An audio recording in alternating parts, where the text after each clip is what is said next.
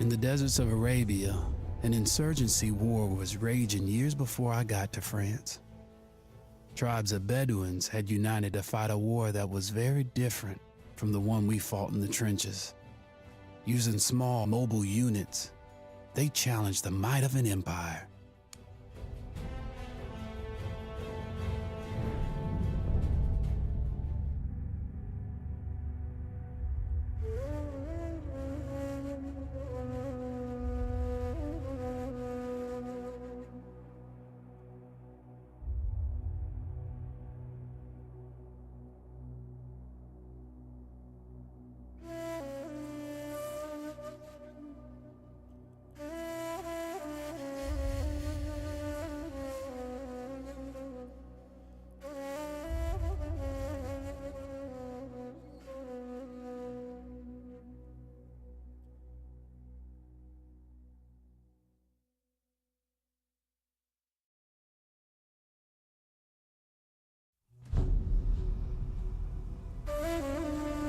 The Arabian Desert, a vast ocean of drifting sands and scorched, sun-baked rocks. Beneath these endless dunes, oil, the lifeblood of our new mechanical century. For more than 400 years, the Ottoman Empire has ruled these lands, controlling all that's to be found here. But the Ottomans do not rule unopposed. Small bands of Bedouin rebels have united to overthrow the empire. They strike without warning and then vanish into the desert. Fighting alongside them is a lone British officer whose exploits have earned him wide renown. The world has taken to calling this man Lawrence of Arabia.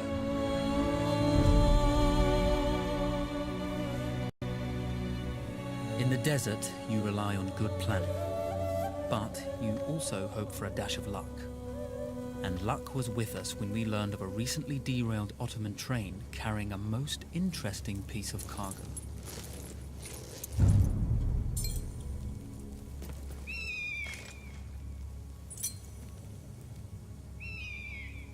A small patrol had joined the Ottomans who survived the crash. Together, they guarded the wreckage and waited for reinforcements.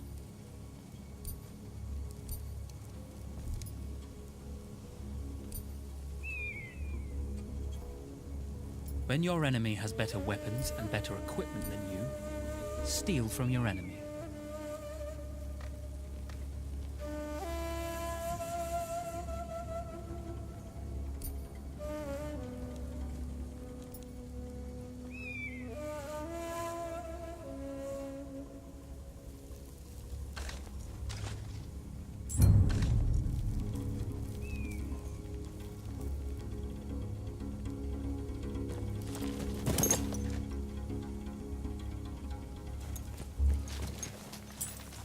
A lone fighter has just one advantage over a large enemy force.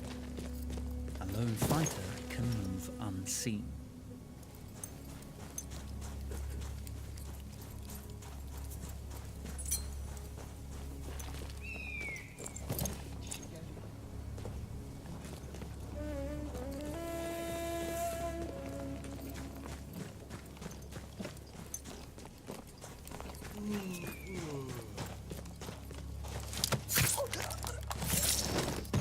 The tribesmen fought unconventionally, using weapons they knew well. Endurance, individual intelligence, and courage were their primary assets.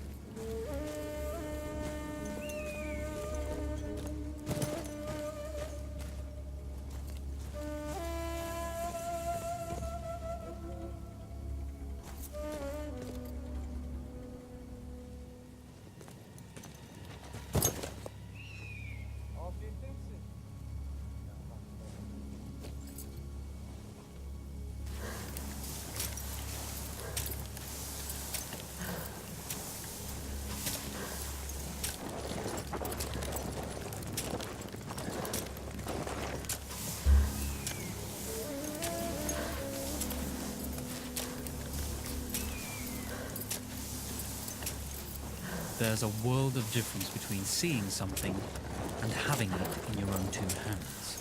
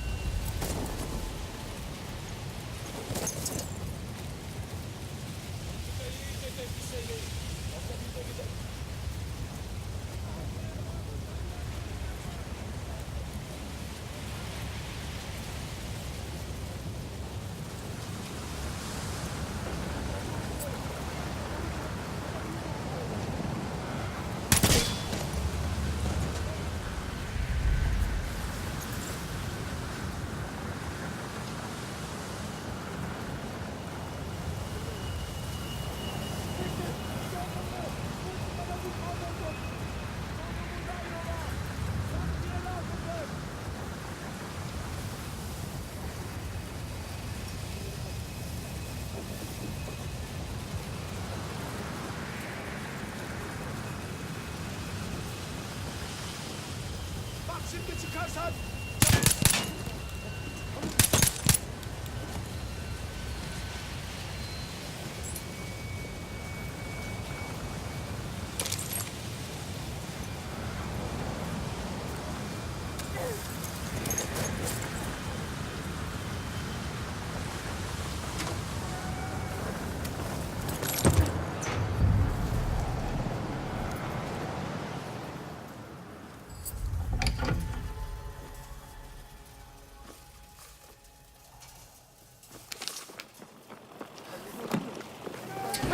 Vaziyetini bozma. Tamam. It's over.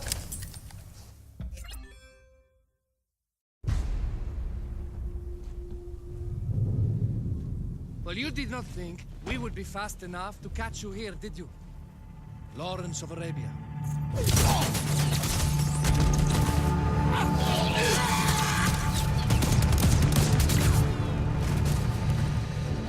Actually, I was rather depending on it. Lawrence. Well, this is very clever. Now the hunter becomes the hunted. So who might you be? How enchanting you are, my dear. Ahmed. I'll show you enchanting. If it weren't for you, I'd be free. Free, is it? You'll be free when you're dead. And I'm happy to tell you, the Empire intends to grant you all this freedom very soon. Even now, an engine of destruction scours this desert, obliterating your allies, your families, your homes. Soon there will be nowhere to run. Nowhere to hide. Soon all that you know, and all that you love, will be ashes. You will all be free to die. Oh. Ah, you animal! Zara.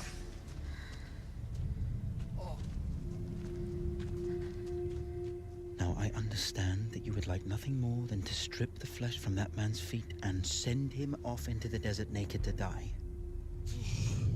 But think about it. You're right. I'm sorry. My friend here, she can be a little brusque.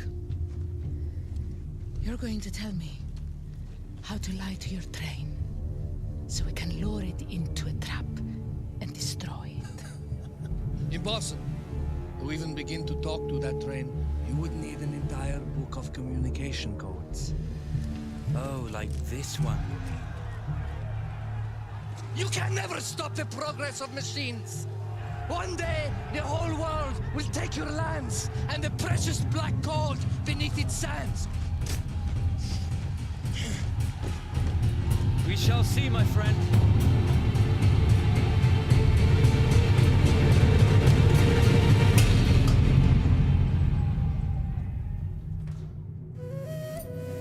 Of course, obtaining the codebook was not enough. To destroy this Iron Dragon, this Canavar, as the Ottomans have named it, we had to send it 3 encrypted messages telling it to stand down. There were Ottoman outposts scattered along the railroad tracks. The commanders there carried high-priority message capsules. We had to use those to send our orders. Infiltrating the village wouldn't be easy. A full detachment of Ottoman soldiers had occupied it.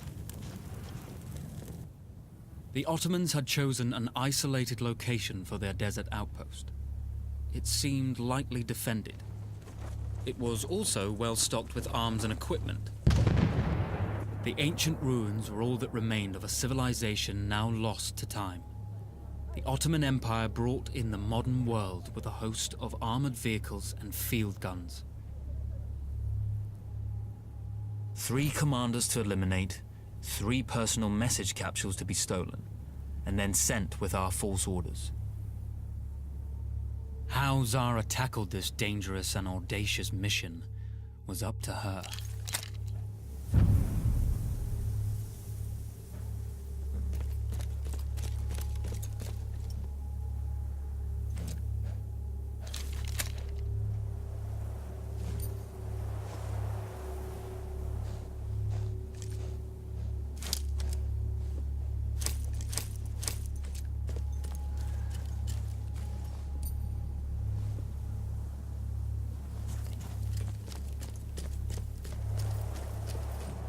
The Bedouin treasured their horses, and in return, those animals granted their riders unparalleled speed and mobility.